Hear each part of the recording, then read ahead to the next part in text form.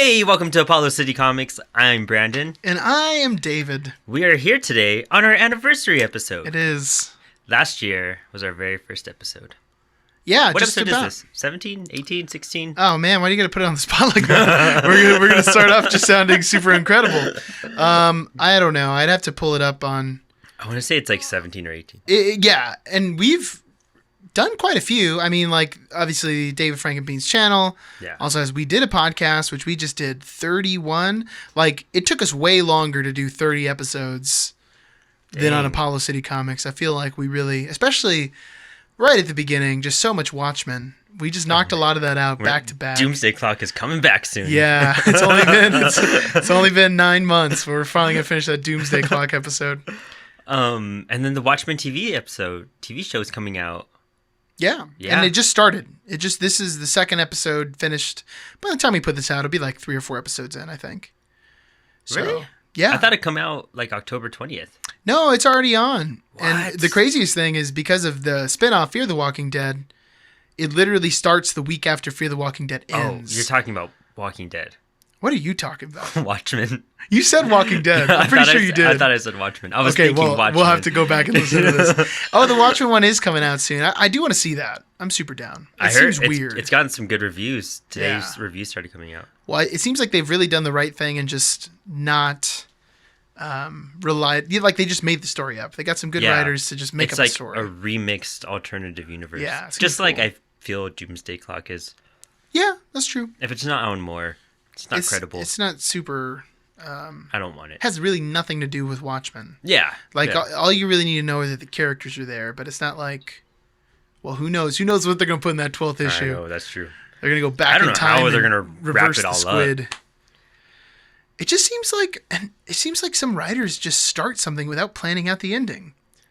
I mean, I do that. Which is crazy. That doesn't make sense to me. But I'm not a writer, so maybe that's why I'm not a writer. You know what I mean? Yeah. I don't have that. Maybe that's why I am a writer, because I never get to the stupid endings. There you go. Well, speaking of writers and endings, let's dive in, man. We're going to talk about Walking Dead. Oh, yeah. And some other topics. Your top pick last year. Yeah.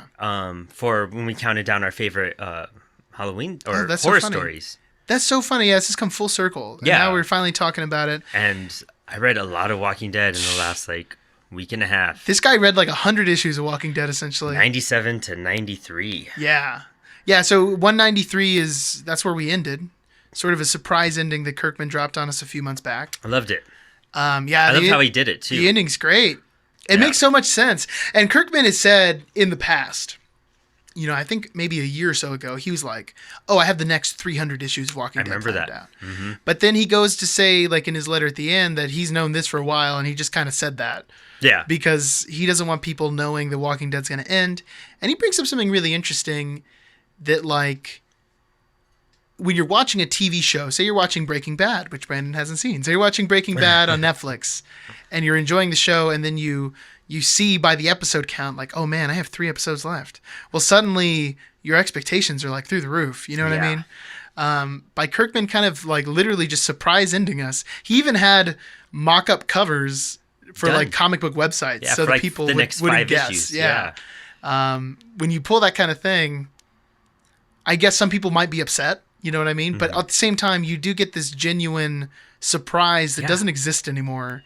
Yeah. So that's cool. I thought that was a cool move. An unexpected death throughout the series. Yeah. You know what I mean? You saw it and you're like, whoa. Yeah, such Walking Dead style, right? That it's just gone. Phenomenal series, start to finish, for sure. I'd say so too, man. What I like about the comic, especially in comparison to the show, I think the comic, it has a lot of arcs. And as you progress, the arcs get longer too. Mm-hmm. It starts off pretty simple. And we'll go through some of them right now, but as it gets longer, some of the setups become very similar. But I think Kirkman does a good job by like the end of each arc, there's something different. And something that's particular to that arc where you're like, okay, this was worth going through again. Whereas the TV show, I feel like, hasn't stuck that landing very well. Especially these last couple seasons, it kind of feels like, what are we doing? Where are we ending at? That's what I've heard a lot about the TV show. It's a little aimless. But the other thing, too, is like, and let's go back to Breaking Bad. You haven't seen it. It's just a bad example. But everyone else in the world has, so it'll be good for the viewer. But Breaking Bad, you have a season of Breaking Bad, and these writers have planned it out. Mm-hmm. So you have one season, you have a rising action, a climax, and then a little epilogue, and then the next season happens. And then, of course, over the whole thing, there's a huge story. But comic books kind of don't work that way, especially when you have a 193 issue ongoing comic. So the way that we consume television now, where we like all these serial dramas that have these tight little seasons and everything, that's not really how a comic book show of Walking Dead would be, I guess. It is kind of dragged out, and it is like really in depth, and it's not so much about, you know, we have 8 episodes to do this thing, and these are exactly the moments that are going to happen. That's true. You're so much more freedom in that sense in a comic. Exactly. You know? So I don't know if Walking Dead translates all that well to like a TV drama. I think obviously the earlier seasons did, but, and as we're about to discuss, the earlier storylines are so tight and compact. Yeah. Compared to, you know, these 50 issues of Negan or something like that. Mm-hmm. When you really think about it, it's like a quarter of the comic book is spent on one thing. On one thing. Yeah. It's kind of crazy. And I mean, and it's even putting it in a movie format wouldn't do it justice either, because it's just even more rushed at that point. I don't know. I agree yet disagree with that. Especially with The Walking Dead, because I feel like you could pull off some of these arcs in 13 episode you know, seasons, but they go on for like 24 episodes, don't they? Or are they a bit more compact? Seasons, you know, well, it started, I think the first season's only like 6 episodes or 8 episodes, but now they're about 16, and they're 8 and 8. And, you know, they definitely could, but at this point, I think they've made too many mistakes to fully repair that. That's the biggest mistakes. And I should just say spoiler alerts for everything Walking Dead. Like, I wouldn't listen to this episode if you're not like invested in what's going to happen. But the show has killed off Carl and essentially has removed Rick. He's not dead, but he's not on the show. Yeah. So how is it continue? Because it's about Rick. Yes, and the comic book makes that so clear that this is Rick's story. Yeah, 100%. And it makes sense, and it works because you're attached to Rick Grimes. Mm-hmm. And it's cool to see all these, because, man, I don't know if I've ever seen a character who's changed as much as Rick.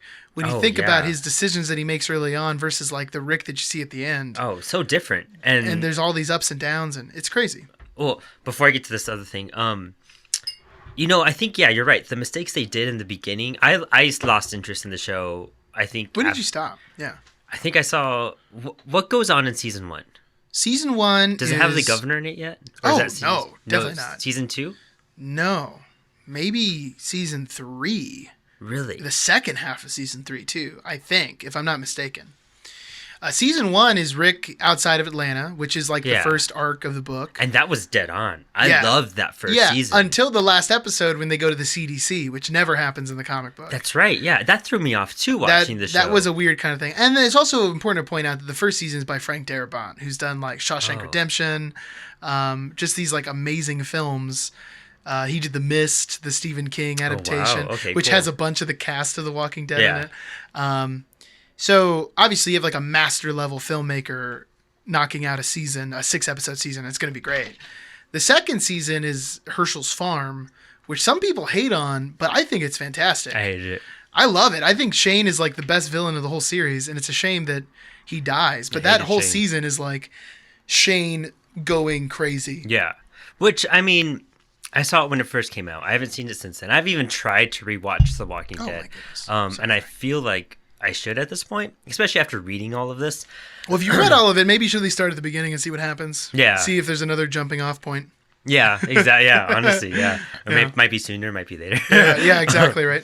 But I lost interest around season 2 of the show. Whoa, okay. Just because I felt like at the same time I was reading the comics, and I was kind of matching up to everything as it was all coming out, and I was really excited because I loved how the direction the comics were going. Mm-hmm. And I feel like, you need to change and alter stuff, you know, tweak it for television, but I feel like the characters, they tweaked too much.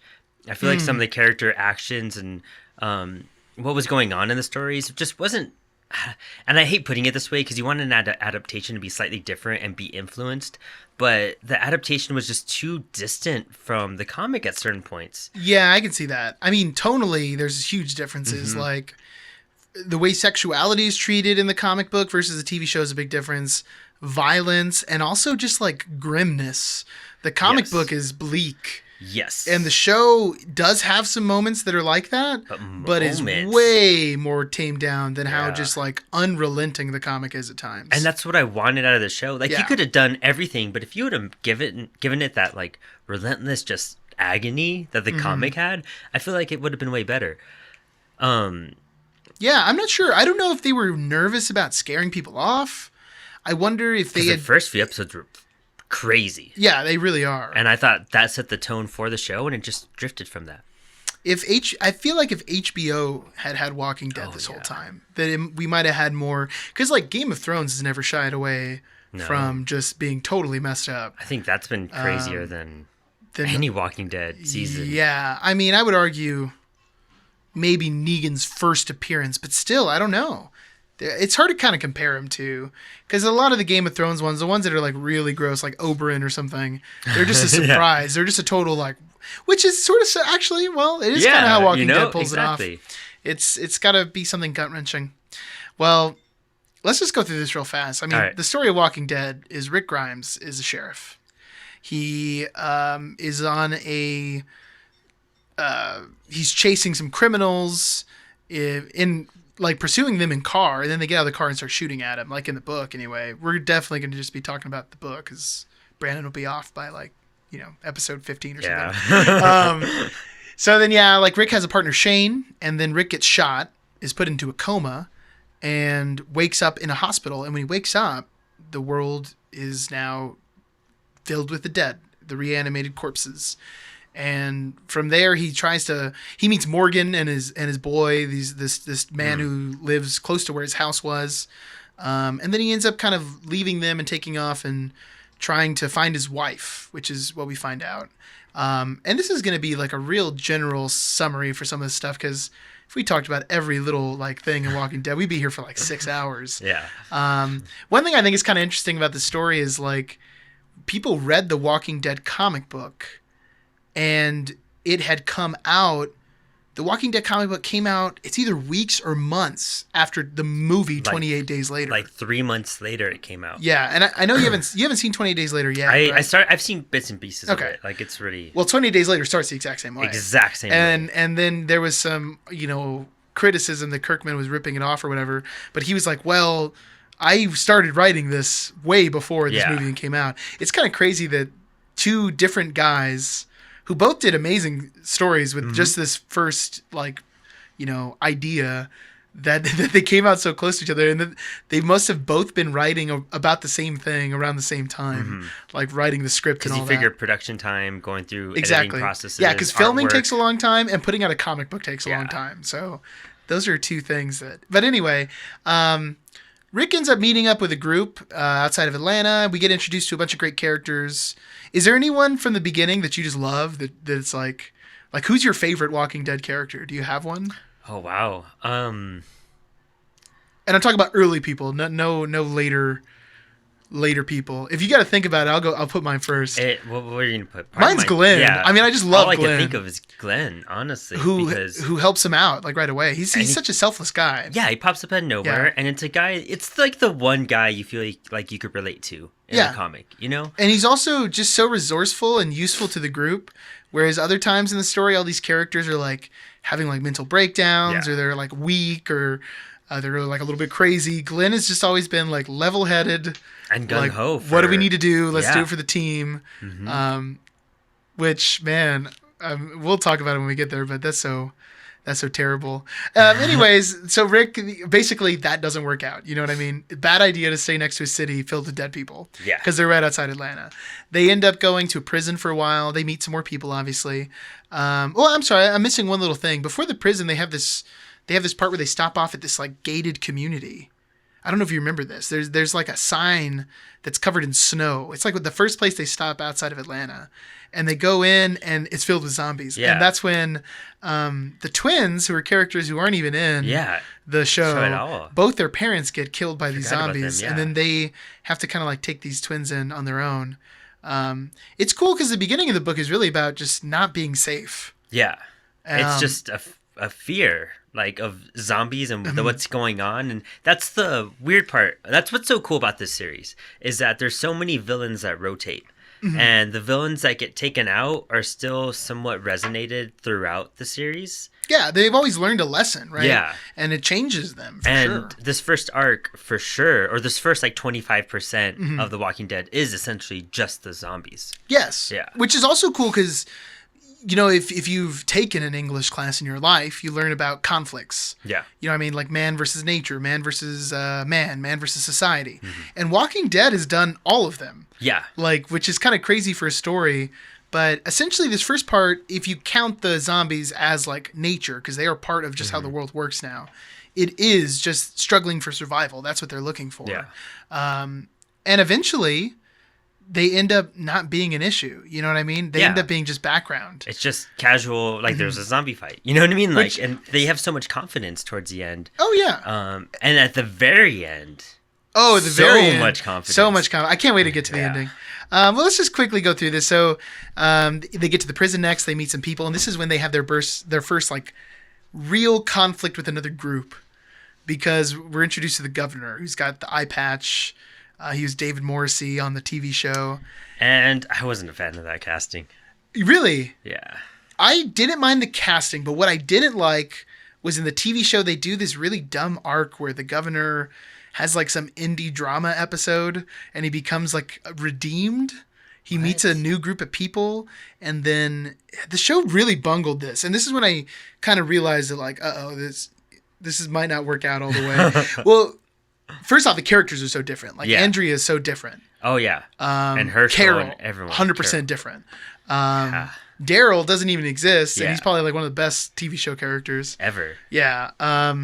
But in the comic book, first Glenn off, the governor and Rick. looks gross. Oh yeah. He- Yeah. his appearance is totally off. But you're talking about how Glenn and Rick are a good casting, Yeah, right? those were great castings, Yeah, and those they are were perfect. pretty dead to the comic in actions and behaviors. And I was even Rick, I would say at certain points. Yeah, he hits all those big notes. Mm-hmm. It's weird how much they stray on some and how much they don't. And one of the biggest mistakes is like Carl. Because this whole time, Carl grows up to be like a little psychopath. And for a while, you're like wondering if Yeah. Carl's going to be like a murderer or something. Yeah, exactly. You know what I mean? But he ends up being, strengthened by the experience. Mm-hmm. But yeah, like the prison arc, eventually, it's just these two guys who are, trying to show who's bigger. You know Yeah. what I mean? And then ultimately, the governor ends up having like a tank, and they crash. This is like one of the early, like insane moments of the comic book when he crashes through that tank, and then when they shoot Lori and kill the newborn baby. I mean, that is like It is one of my favorite scenes in comic books because how insane it is. Yeah. It's not, I mean, it's horrific, it's terrible, it's, absolutely, we would never, it's such a bad circumstance. But I mean, it's like reading Watchmen. Walking Dead is the only series to get me the same feeling I had when I read Watchmen in like middle school. Is that when I turned the page to see that tentacle creature, like my stomach felt sick and I was Yeah. like, what is going on? Oh, yeah. But this is the same reaction I had to seeing that. multiple times for sure throughout this thing. But that's one of the huge ones. And then it also is followed by one of the best issues, one of my favorites. I think it's like 35, but it's when Rick is just totally messed up from this fight. Oh. Everyone leaves the prison after that. They all break off into different groups, and for a while you don't know if they're gonna See meet each other up again or, or not. whatever, yeah. And Rick is like sick and And he's injured. just with Carl. And he's just with Carl, Yeah. and there's this issue where Carl has to like take care of him. And the show does a good job with that little story. I remember that part. Yeah, definitely. Oh no, What? this cat hit something. Hey, get Oh, down. I hear you. I hear you now too. I think she just hit the cable. Let me get this cat real quick. One of the big things about the comic and the whole, does Michonne pop up that early, or does she wait in the TV show? Because Michonne's fate and her arc and everything she has to go through in the comic is so, oh man, it's heart-wrenching. You feel so bad for her, and it's such an Alan Moore moment too at the same time. Oh yeah, they show up about the same time. Do they? Okay. That story goes pretty much the same. I mean, the weird thing is Michonne hooks up with every new guy who shows up to the group in the comic book, Yeah. which really Yeah. cracks me up. In the show, that never happens. The annoying thing is this is Michonne's last season on the show, and they announced it at the beginning of the season. And it's like, why are you guys doing this? And they just Why got not- renewed for a new season. Yeah, too. but why not just not let us know Michonne's going to be gone? It's such an Yeah. opposite Kirkman move. They're giving us heads up for like a whole season. They did the same thing with For Rick. Rick, yeah. They were like, "Oh, only 3 episodes left with Rick Grimes." It's like, well, now I'm going to be analyzing every second of this episode Yeah. and hating it. You know Yeah, what I mean? exactly. Because you know what's going to happen. It's As some opposed to sort- watching it and being like, "Oh my god!" But Yeah. I think they're really in that case, for instance, they were hoping for just huge ratings. Like if we let everyone know this is Rick Grimes' last episode, maybe people will pop on who've tuned off. I 2 years ago, I got to go to New York Comic Con, and I got to meet the entire cast of The Walking Dead, and ask a question to the entire cast and everything.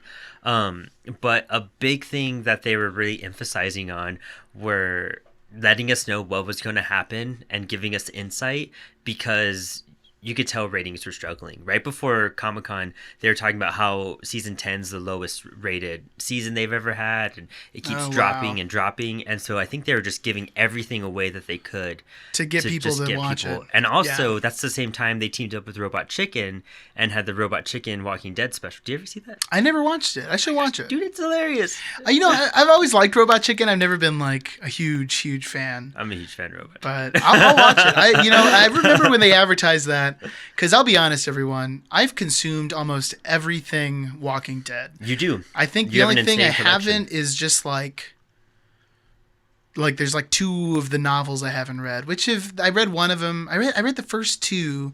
They were like Woodbury novels, and I wasn't crazy about it. The recent one that came out sounds really cool. It does sound where cool. It's like in China Or Japan. something. Yeah. Which I wish more of these spin-offs would have done that, because we know it's a worldwide thing. So why are show us all the of our world. why are all of our stories like in Atlanta and DC or whatever? That's a little bit aggravating. Right? Yeah. Well, after this whole thing, we're about the 50 issue mark. Mm-hmm. We get an introduction of new characters, because obviously we've lost a bunch of characters. And Walking Dead does this so many times. You're hanging out, you're having a good time with your characters, your favorite buds, they die. You really have to know what arc you're talking about to know what characters are in Oh, it. for Because real. they shuffle so They much. shuffle so much. People just get knocked out, which I think is a good and bad thing. Like at the beginning, it makes it feel like no one's safe, which is cool. But I think that Walking Dead struggles in the last 50 so issues to really introduce characters that I care about. Like, Oh, yeah. What's her at name? At a certain point, I don't even remember their names. It's like yeah. Like, everyone from the Commonwealth, I couldn't tell you a single person's name. And I read those. There was a not girl couple that months was like, ago. I thought we were going to get an arc with her, and we never did. Princess. Oh, she was barely in it. I She's love her barely in character, it. though. Yeah, they introduced her well, and again, this is all about Kirkman, like, not trying to spoil that it's coming to an end. Maybe. Yeah. He sets up all this stuff where you're like, oh, what's happening next, and then it's just done. I thought Princess was such an interesting, just like refreshing. Yeah, character. totally new character, Yeah. totally different aesthetic. But we'll get to we'll get to Princess. that, The characters were introduced right after the 50-ish issue are Abraham, Eugene, and Rosita, who are in this armored car, and they're on this mission to go to DC, and it's like a government mission. And they convince them to join, because also these people have nothing. So Yeah. that's what they're going to go for. Right before they head out, Rick says, you know what, I got to take care of something. And he goes back and he picks up Morgan, which I always Yeah. thought was so cool. Like, Yeah. Rick is like, we're not Caring that from far. the start. Yeah, exactly. And he's like, man, I wouldn't be here if Morgan hadn't hooked it up. So I'm going to go Oh help man, him and out. Morgan's little arc with his wife and Yeah, that is sad. is so sad. The TV show has done such a different thing with Morgan, and I just think it works really well. There's a whole arc where Morgan decides he's not going to kill anything anymore, like in the TV show. And Oh, wow. and there's this moment where he leaves Rick's group after being with him for a while because he doesn't. No, I'm sorry. It's actually a little bit different. When Rick goes back to pick up Morgan, he's totally insane, and he won't even go with him Yeah. because his son's dead and it's just lost. But in the comic book, he manages to wiggle him out. You know what I mean? In the show, he ends up meeting this guy who lives by himself in some like cottage, and he practices like martial arts with some kind of stick. I don't know wow. what the proper martial art is, and he's into all this like philosophy about pacifism. And he teaches Morgan this whole thing about how like all life is precious. And then Morgan becomes this like Buddhist monk style character wow. who fights with his stick. And that's like Morgan's character in the show. It's so different from the comic book. That's kind of cool. The comic book, he's just a broken man. Yeah. For most of it. Shattered, yeah. And it was cool to see them do something.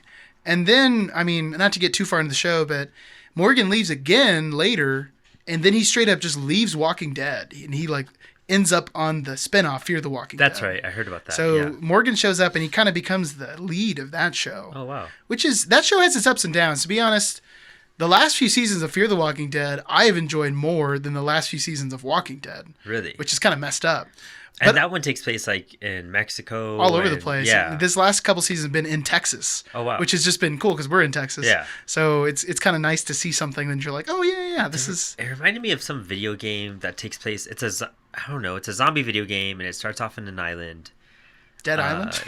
Dead Island. That might be it, honestly. It probably is. But I thought that was a cool little way to take it, because that's like what we were just saying. Mm-hmm. I'm more curious about what's going on everywhere else. Like, I wish we would get more, or even a show with a different episode with different people in different places. Well, and to get even more off on the sidetrack, I don't know if you heard, but they're doing another Walking Dead spinoff. Oh, yeah, with the kids and all that, They're right? kids, and they're in the That future. one looks cool, yeah. They're in the future after society is won or whatever. It actually seems to have kind of a Last of Us vibe because they Yeah. live in the city and they have to travel outside the city to go someplace else. Yeah.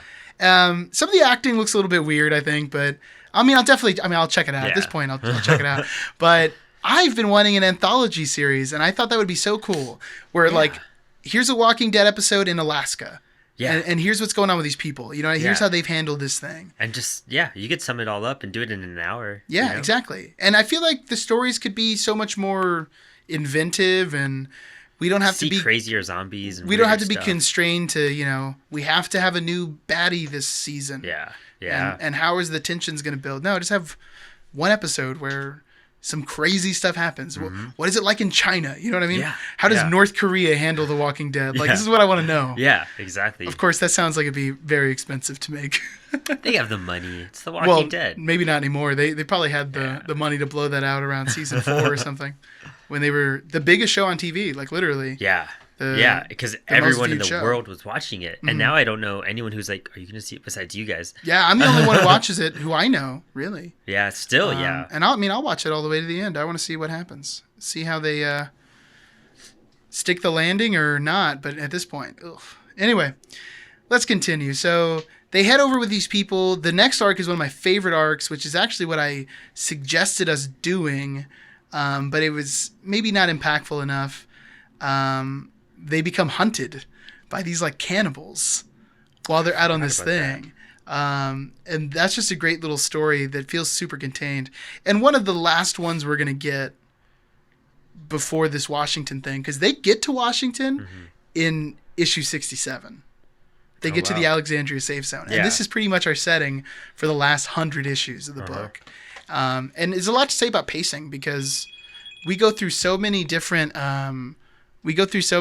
stories, like at the beginning, so many different tones. And now we're kind of just hanging out. I like this first part though, where Rick is like fish out of water.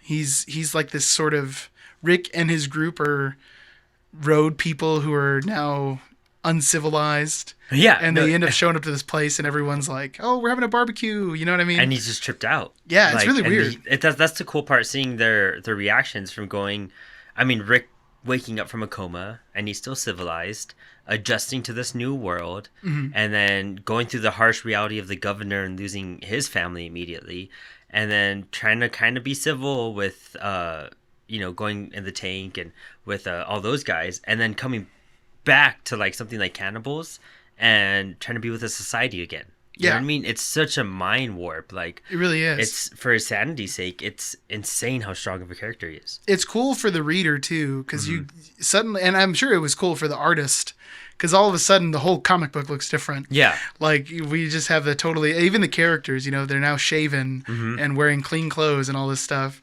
And this is almost 30 issues, man.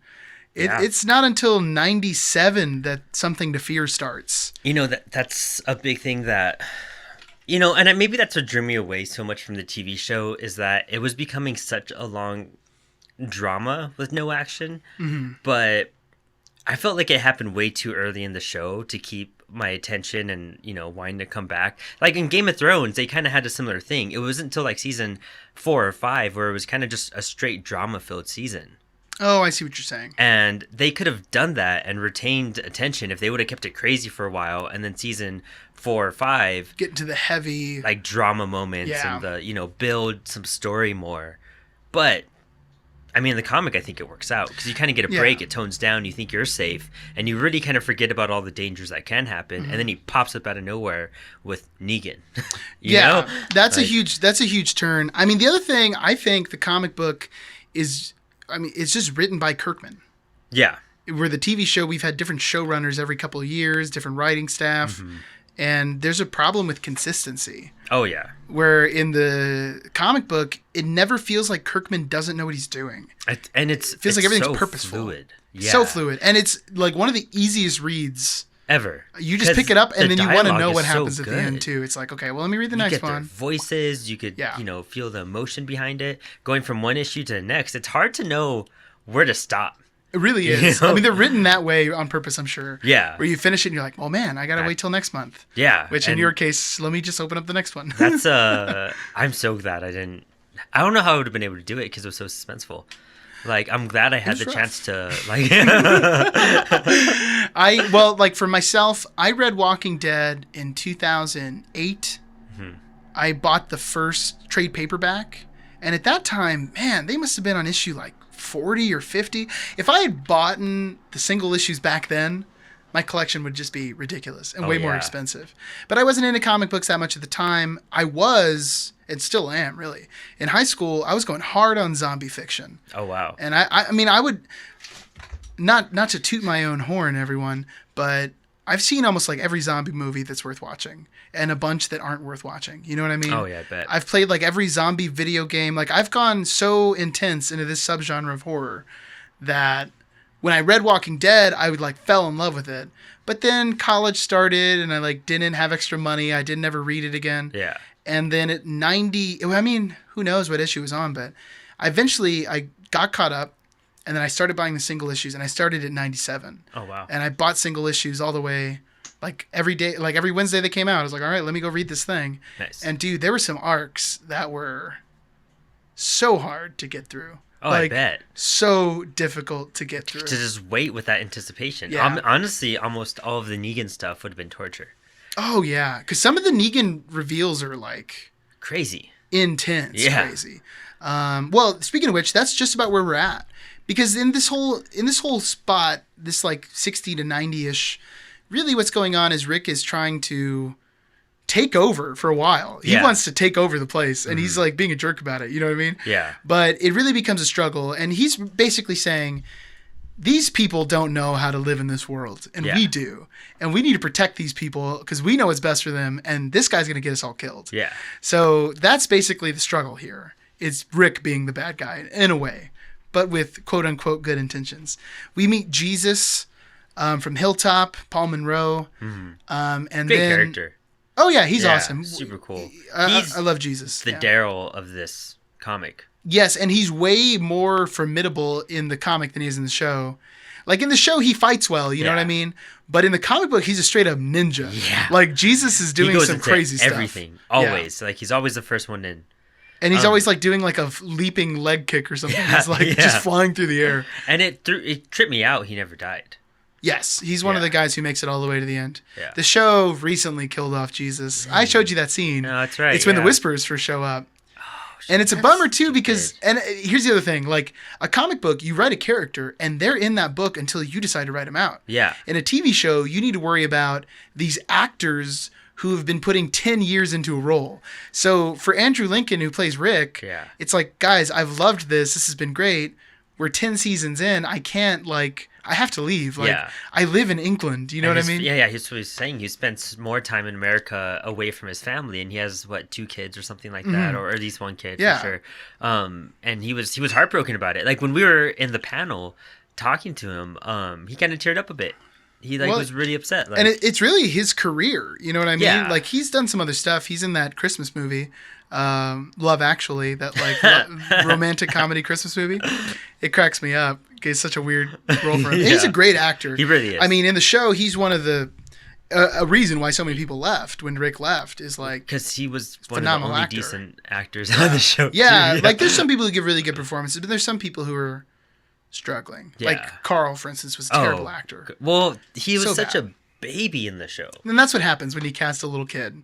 You have to like roll the dice and hope they grow up to be decent actors. Like we never see the Bruce Waynes in another. Yeah. Yeah, imagine if like I don't know, they made a Joker movie in the 90s and they showed Joker killing his parents and you see little baby Bruce Wayne and they're like, okay, this is Batman. Yeah. Like in 20 years, no matter what happens, Yeah. this is the kid who we're going because we have to keep the continuity. Well, anyway, Negan shows up. Man, Negan is like from 100 to 126. Yeah, 120. We get a solid, I thought it was way more. We get a solid 25 issues, 26 issues of this new arch enemy who's basically, and at the beginning feels like, I think, the governor like on steroids. Because it's kind of the same idea. Except Negan is running like an old school mob protection money gambit where he's like, well, you got to give me your stuff because I'm going to protect you. Yeah. You know what I mean? I don't know who's gonna hurt you. What I love about Negan is that, just like what I was saying about Princess, is that honestly, this book needed Negan. Yeah, so bad. Really like, did. It was so refreshing, and his character he was so complex. There was so much going on with him. Like, you want to hate him, but at the same time, you're like, you know what? This guy really is kind of not a terrible guy. Like, yeah, you know? like he's done some stuff obviously that is terrible, but you do end up really relating to Negan, I think, especially as his story goes on, because it starts off with him killing Glenn, which is the most gut-wrenching moment of the whole book, I think. Those panels have been just burned into my memory since then. Like my first reading of it, originally when I read The Walking Dead, the show was either about to come out, or I think it was probably about to come out because I know I read it before, and that's why I enjoyed it so much. I don't know how I heard about it. If it was because of the show or just by looking into comics. Yeah. But I read the first 100 and like at least 5 issues. Okay, so you were pretty far into it. Yeah, I got super far into it, and this must have been like somewhere between 2012 and 2014-15. That's when I read everything at once, and after that, it was one of those things I was like, I don't want to wait month to month to find out. I'm gonna wait a little bit. Wait till it builds up. Yeah, and let it build up. Not a bad plan. Which, oh man, dang, so much happened in that time. Yeah, for reals. But man, just coming across writing and characters and the drama behind this, I don't know what's a better drama-filled book besides this. And the character contrast between, Rick and Negan is so crazy, and it keeps you so interested to see. Like, for a while, there was moments where I thought Rick was wrong when facing Negan. Oh yeah, what I really like about Negan and the Rick mentality is up to this point, Rick has always been the guy in charge who makes the right decision, and for the first time, we have someone who's like outsmarting Rick, and getting the upper hand on him. It's so cool. Yeah. And then also Negan, tonally, this is probably the most controversial moment of The Walking Dead, because there were people who didn't like him when he came out. Because his character is so over the top. Oh, yeah. He's wearing this leather jacket. He looks like a biker. Yeah. And then he's dropping like more F-bombs than a Quentin Tarantino movie. Yes. I can't believe like the vulgarity in the character. And it's so great. It's awesome. Yeah, I love it. It's got like a Mad Max vibe, and people would exist like that. And it sounds so good in your head when you read it. Oh yeah, you can hear flows. Negan's voice. Yeah. And again, just a quick touch on the TV show. You know, I think Jeffrey Dean Morgan's a great Negan. Yes. But how much can you do when the writing, like you can't ever, like, first off, on a cable television show, you couldn't allow someone to talk like Negan. But even if you wanted to, it would take a crazy performance for someone to sell it. To where Andrew Dice Clay. maybe right. Where like in a second it doesn't feel like this is like a caricature or something. Yeah, that's true. Because I think that's pretty difficult. And you know, a lot of the stuff he does say is just like, it's nonsense. Some of it is nonsense. Yeah, it's insane. It's absolutely insane, and it's just like, how do you even think of putting words like this? Like, you must be hanging out with like 13-year-old boys all day to get some of Yeah, this. it's so garbage. juvenile. Yeah, I don't know how Kirkman pulled this one out. Well, you were talking about drama thing, and this is just, and I talked about this almost a year ago in our first episode. Walking Dead's what brought me back into comic books, and the first issue I bought was 97, which came out May 9th, 2012. Oh, wow. So since 2012, that was like my resurgence into comic books. And for a while, it was just Walking Dead and before Watchmen. Because I was at the store, I was at the store buying Walking Dead, and then obviously, you start buying one comic book, you start looking around. Yeah. And then before Watchmen comes out, I'm like, man, I love Watchmen. Yeah. What a mistake. Oh gosh, What what a a tragedy. contrast in. I know, right? In quality. Yeah. Man, okay, so what are the big things about Negan develops a very close relationship with Carl, which I think is really important. Oh, I love that. And that's when you really kind of changes your mind on the character a little bit. Because at first you just hate him. Yes. He killed Glenn, and Glenn is most likely your favorite character. Always. So you hate this guy. Yeah. But then we kind of get this cool story, I think. And this is what makes it so much different than the Governor one. They become like military strategists almost. Yeah. Where they plan out an attack. And Rick is like, there's 3 of these communities. There's the hilltop with Jesus, and there's the kingdom. Oh, the kingdom. With Ezekiel, which is maybe the most ridiculous part of Walking Dead. That there's a group of people who talk in like old English, and they call him a king. It shows you like how crazy people are gonna go, and like how much they need to follow something or someone, and like how mindless they kind of are, you know. And that's the contrast between the 3 communities perfectly show that, and then they all come under one formation of Rick later on, and all their personalities change. Yeah, that's true. Yeah. Man, I don't know what else happened. Well, but this is a slow moving arc for sure. Well, what were you gonna say? Ezekiel, I haven't seen much of the show regarding him. Okay. But he looks dead on in the show. Oh, his casting is great. It looks super great. And after I was watching a clip with him and the way he speaks and everything, and then after reading the comic today, and I was like, dang, they nailed it. Like, at least they got that right, The kingdom to me feels legit in the show. I think it's a great kingdom. Shiva's there, his pet tiger. Oh, and I saw when the episode was airing, I was at a friend's house, and he was watching the episode where Shiva dies. Yeah, so sad. And it is, man, I didn't even know the character yet, and I feel, because it's an anime. Oh, you know what I mean? But then, like, now reading the comic and seeing Shiva die like that, it's so sad. Like, it's just heartbreaking, That and then one is hearing sad. his backstory and knowing all of that, it's, but he had a tiger. How cool is that? That is freaking cool. tiger. It's just an insane story. Yeah. And it's crazy how he was even saying, like, the tiger won't transform, or it could eat the dead and everything and be completely okay. Yeah. Which goes into, like, the zombie rules of Walking Dead. Yeah. Undead flesh and exposure to their blood doesn't kill you. It's the bite or the scratch. And the bite or the scratch kills you with some kind of infection, but everyone will reanimate. Yes. Which is something that is not, I think, in any other zombie tale. It's usually like once the first zombies are made, it's by that contact that you become a zombie. And the reason why Walking Dead gets so out of hand while Rick's in that coma is because one day everyone who died that day came back to life, and that's enough. You know what I mean? Yeah. Like, I didn't remember that fact. to really mess it up. Yeah, Walking Dead's got a different kind of tale to it, and they figure it out when someone commits suicide. I think it's when Carol kills herself really early in the book. Yeah. And then she comes back as a zombie, and they're like, what? Like, this doesn't make any sense. And the same thing happens in the show, but I want to say it's Shane. They shoot Shane, and then he comes back as a zombie. That makes sense. But yeah, that's something that I think, as far as type of zombie, that makes Walking Dead pretty interesting. So is it when they just die in general? Well, yeah, when they die from whatever. You could die of a heart attack and you'll come back as a zombie. I wasn't thinking about that aspect when I was reading through all this. Yeah. And it's kind of funny because, a lot of things we always associate zombies with, like, brains and stuff like that. And the only time I've ever seen them ask for brains is in Return of the Living Dead. Yeah, that's the only time. And everyone says that, brains. Yeah. It's only in that one movie. That's it. And it's a couple of really bad sequels. The second one's actually pretty enjoyable. The other ones, you gotta stay away. Anyway, this arc ends, it goes into all-out war, and it ends with Rick deciding... Oh, wait, what's up? Are we skipping something? Oh yeah, and it goes into all that war stuff too, actually. Yeah. But Negan uses he wipes his blades and arrows with zombie remains. Oh yeah, that's right. And that's how they infect him too, right? To poison him, yeah, to like Okay. make him sick. Oh, But I don't. Does it actually end up killing anyone?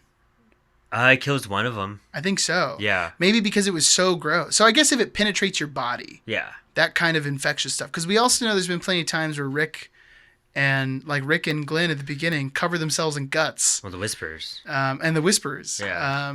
So I guess as long as you don't have an open wound, should be but good. it might be because of the piercing element of it. Yeah, And I almost forgot about that. That is such a messed up Negan move, Yeah. where he's like, we're gonna kill him with like some old school, like siege tactics. Yeah. We're gonna poison him with our weapons. But they end up getting the upper hand on him. Mm-hmm. Negan breaks Rick's leg, Bane style. yes. He just picks him Yeah. up and cracks that leg, and then What he does to Dwight and all those guys too. He takes their Yeah. wives and then Mhm. they get a better living, but they're walking around half naked all day. And if they go back to whoever they were with, they burn that dude's face. yeah, Like, and Dwight's got that messed up. Which the Dwight in the TV show is really good. is he? He does a great job. That's cool. He's a good actor.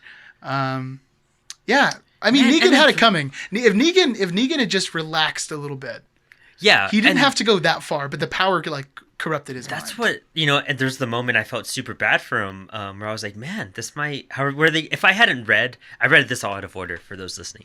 Like I Yeah. read Yeah, yeah. 1 through like 105 years ago, Yeah. and then I picked it up from like 20 127. 127 Yeah. to like the end, and then I went back to 97 to, And then to 25 yeah. 26. Yeah, it was super weird. It was cool because I got to see the dynamics and how extreme things went, but total spoilers for me at the Something to keep in mind too. This All Out War was one of the parts of Walking Dead where they released it weekly. Oh wow. So that's cool. issue 115 to 126 were weekly books. Oh, that's good. And it was like every week it was like, oh man, what's gonna happen next? Yes, You know what I I mean? can imagine. Because it felt like every decision happening was. I read was it gonna all be in one life or sitting. death. Typically, I could do like 6 issues at a time, but this one I was like, I can't Yeah. stop. Like, I need to see. but at the very end of All That War, Rick is explaining to Negan like, hey, why don't we just work together? And he outlines this whole plan in front of Yeah. Negan, and Negan's like, dude, you're right. Like, you're totally right. Yeah. We could do this. And he's like, yeah, we can. And just slits him in the like throat or something. Yes. And you're just like, dude, that's where I felt bad for Negan at that point. Yeah. Like, we're just like, you guys could have just resolved this somehow. Yeah. And- They probably could have pulled it off. I guess Rick just didn't trust him. at which that I point. understandably, Rick's But- so angry. And then Rick ends up not killing him no. and deciding that Do you think they're that now was beyond right? it. This is the crazy thing. I feel like if you read that comic book 1 to 120, whatever, 125, or maybe 126 is probably when he gets captured. It's that last Yeah. issue before the time jump. Every reader was like, no, Rick, kill him. Yeah. And that's how I felt when I was reading the book. But I think the amazing thing about the writing is the more you think about it, the more you're like, well, Rick is right. Like, Yeah. this has been the role that we've been playing this whole time. There's a bad guy, we kill him, Mm-hmm. and we got to stay alive that way. But that's not the way the world really works. Yeah. And if there's ever any hope of getting it back to where they were before, they got to make a You said change. the biggest example. Yeah, he said the biggest example. He said, you know what? Everyone here has been tortured by Negan. And even the reader has, like, with all these, like, awesome characters who were killed by Negan. Yeah. And then Kirkman somehow manages to turn you on it. Yeah. Where when you see Negan locked up years later, because after this, and this is why I told you should start at 127, we get a time jump that's what? 2 years. 2 years? Yeah. Where Negan's just been locked up in a cell. Yeah. And you see him down there and you see how like frail he is and like miserable he is. And you're like, you know what? This is worse. Yeah. Like, this is way worse than just him dying. Well, especially to the other character they lock up at the very end because he kills somebody, and then you see him in the future, and you're like, good. I'm Good. glad he's like that. That's like, what should happen. Yeah, exactly. You're absolutely right, and that's the thing about Rick, and that's what I love about Kirkman as a writer, is that you are so in the same mental space as the community, and Rick is always 5 steps ahead of you. Yeah. And even as a reader, you think like the community, you think about like how they would take their actions and what they would do, and you're in full acceptance of like, yeah, this is wrong, this is wrong, this is right. Why would they do that? But in the end, Kirkman and Rick are always right. Like, Yeah, they they nail are. it. Like, They nail it. It's so good. morals and just, the direction they want to go in and advancement. It's like, it's good you have someone like that. And I couldn't imagine a world where we didn't, or imagine it, like, of course not us, but like a universe where Rick didn't exist. Like, how insane and out of hand everything would have gotten. They would have all killed each other. Oh yeah. And in the beginning. In the beginning, they would have never gotten out of Atlanta. Yeah. It just would have been it. I also love that Negan, and I feel like maybe some people are with me on this, maybe people aren't. I don't know where people stand on this, but Negan becomes like one of my favorite characters. Oh yeah. And there's few times where there's been such a 180 where you hate someone entirely, and then by the end you're like, I love this guy. Yeah. Like, this guy's awesome. And you have, honestly, I don't know if you've seen it yet, but and this has always been like a comic book issue, is that's why you need a villain that you could be sympathetic with. Oh yeah, To explain their actions. It can't just be. And for instance, we're hot off that film Joker, right? Yeah, which I haven't exactly, seen, yeah. but I'm getting the gist of what it's about, and obviously it's a sad tale, and we're gonna feel a little sympathetic for him because at the end of the day, the Joker is also a victim. Yeah. Like, yes, he's done horrific things, but he's just, no matter what backstory you're picking from, Yeah. the Joker's had a really troubled life, and it's really sad. And Frank and I were discussing this in the Killing Joke episode, is that's what makes Alan Moore's line, "One bad day is all it takes," Yeah. so good. I listened to that episode too. It was really good. But just for the record, I am not a racist. I got like 45 minutes of that episode. I'm like, these guys, they're calling me racist. I'm not even in the room. I leave them alone once. Yeah, exactly. You can't trust you guys. Man, what happens next? Well, we get introduced to Magna in 127. Magna, that's her name. I thought we'd have a bigger arc with Biggest her. missed opportunity of the whole book, I think. Mm-hmm. Kirkman spends a couple issues delving into these new characters and then never really returns to them. Right. The show has been doing a much better job. Where Magna and her group, they're all like members of the group now. Oh, wow. And it's Magna. A couple people have died since then. There's this music teacher, which I'm totally behind 100%. And then there's this deaf sister and her younger sister who like translates for her. Oh, wow. So there's like a deaf character in Walking Dead, which obviously can create some cool little like zombie scares. Yeah, exactly. Because they're just working on something totally different than everybody else. Man, that would suck. That'd be rough. Being deaf. The only thing and that'd be then- worse is blind. Blind in the zombie apocalypse? No. No way. Well, then we start getting into this Whisperers thing. And the Whisperers are the nuttiest group of the whole book. Total trip. They've gone away from social interaction and they're like primal. Yes. They're like primal humans. And they convert other people into the same behavior and Yeah. all that. And their way of thinking is so... I It's really like liked animals. it. It's animalistic. It's animalistic, yeah. Yeah, for they have an sure. alpha and A beta and and everything. you fight for that role and then that's yours. And if you can't defend yourself, like against Yeah. rape, then you're not worthy. Which the show did not go there. Which, and this sounds terrible, but I almost wish they did. Well, yeah. Because the show, it's this half measure where yes, they wear zombie skin masks and bodies, but then they're also like buds with each other, and it doesn't work. No. You Where need to have in the that comic book, dynamic. they straight up don't even treat each other like humans. They're like, we're a pack of wild animals, and we're just gonna take whatever we get. And that I think's cool. The Whisper, the part I liked the most in the storyline, I'm not gonna get to the second one yet, but the first one is when Rick decides to like kind of do nothing about it, or the community views that, they start getting all this like spray paint. Like people are like Yeah. tagging the town. Yeah, Like, it gets real political and whatnot at that point. yeah, and suddenly Rick now has this social group that he needs to kind of go against. Like, for once, he has to worry about what the community thinks. Where in the past, he's like, nah, you're here, shut up. Like, Yeah. I'm making a decision. And, that's what makes Rick and Negan such great characters in the beginning, is that they're both fairly the same, Yeah. in a lot of ways. Rick could have ended up being Negan. Yeah. If he hadn't made a couple decisions. Or maybe if certain people had died. Who knows? Excuse me. Negan's relationship with Alpha, I thought was awesome. Because you don't see what he does to her. Like, you don't think that's going to happen. You think that Negan's going to kind of go with this crowd for a bit and maybe take them over and then lead them over. There's that kid that's super angry because his dad died, and he leads Negan to the Whisperers. Oh, yeah, Yeah. that's right. And you kind of fall for it the whole time. You're really just like, man, Negan maybe he's not good. Maybe he's not good. Because he keeps on proving he could have escaped. He could have done all this, and that's what makes him such a good character. Yeah, You know, then he's oh man, and then Negan pulls out that knife oh yeah, and just saws Alpha's head off Mm-hmm. in the book. Like he convinces her that he's on her side, yeah, and then the second they're alone, just straight up chops her Bam. head off with a knife. and I loved it. I've never had such a big smile on my face Yeah. reading Walking Dead because Alpha's the worst. Oh, she's terrible. So terrible. You have the whole thing with Carl is with Alpha's daughter Lydia, and that's kind of a compelling story. I think. yeah, I really enjoyed it. It's interesting. You know, because Carl in the comic, he's not whiny. Like you Oh, want to no. know. You really love Carl. Like Carl's in so every great. arc. Yeah, Yes. he's just awesome. And that's why I can't even picture a show. Well, he was rewinding the show, so I could picture a show without him. But Oh, yeah. like if it was like actual Carl, then I couldn't picture a show without. Well, the other thing too is like they kill Carl right before they time jump to the Whisperer storyline, and it's hard to imagine the Whisperer storyline without Carl. Yeah, And they end up having some other boy be Lydia's love interest, because Carol ends up with Ezekiel, and they get What? married. Carol and Ezekiel, and then there's this boy whose parents died, who Morgan trained how to fight with that stick. So he's like a little warrior, and Ezekiel and Carol basically like adopt him and make him their son. So he's technically like the prince of the kingdom. So when the Whispers show up, he takes place of the whole Carl storyline. And spoiler alert, Alpha kills him.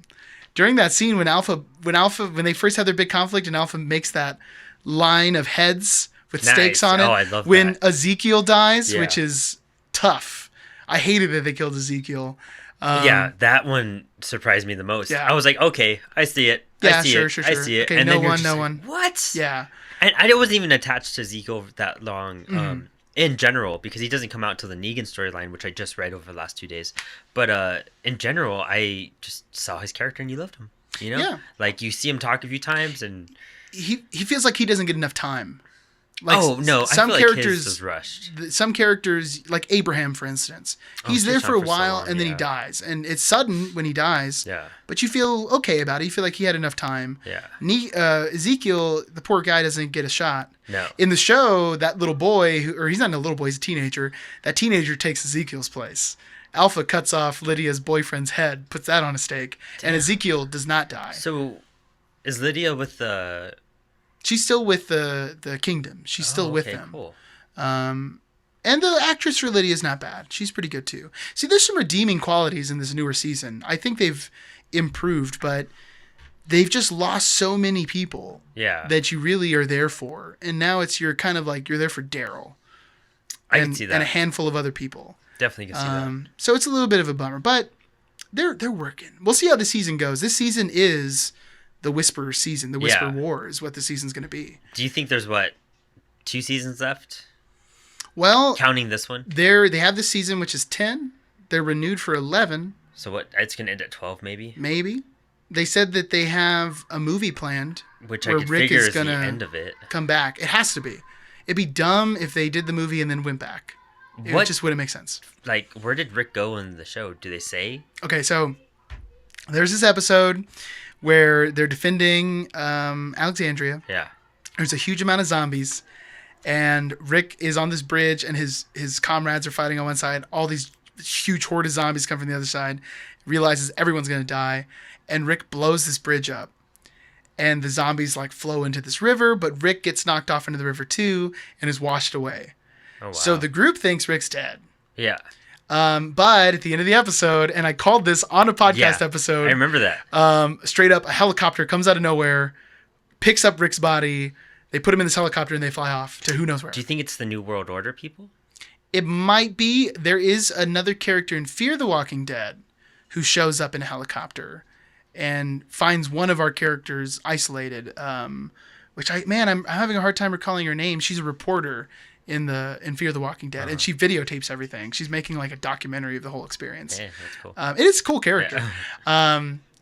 She meets this person, and the person says, "Hey, look, we're trying to restart the world, but we're not making contact with anybody. Like, we're starting this thing. We come out here to scout, and I have to kill you because you've seen too much." Oh wow. And I don't know if these are the same helicopter people, but it seems weird that you'd have 2 groups of helicopter people. Yeah, I don't know. right? You can only have so many helicopter Yeah. people.